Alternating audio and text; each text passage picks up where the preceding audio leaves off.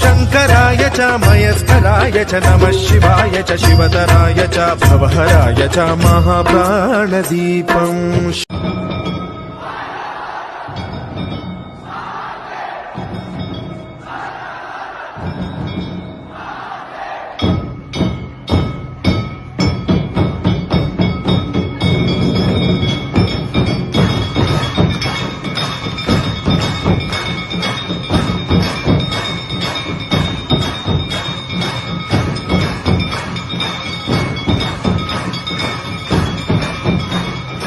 శివాలయానికి దగ్గరగా కూర్చుని నేను ఆ తల్లి చెప్పిన మాటలు చెప్తున్నాను.